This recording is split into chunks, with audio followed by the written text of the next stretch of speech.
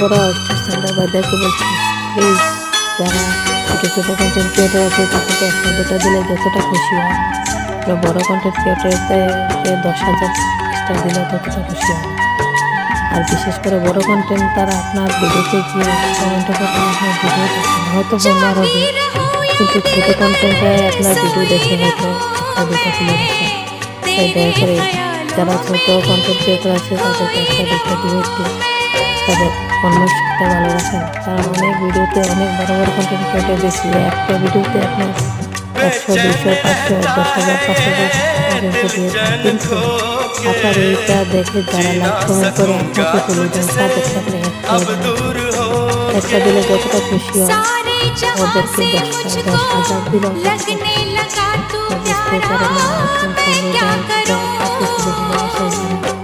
বড় বড় কন্টেন্ট ক্রিয়েটারকে দিয়ে ফেলবেন।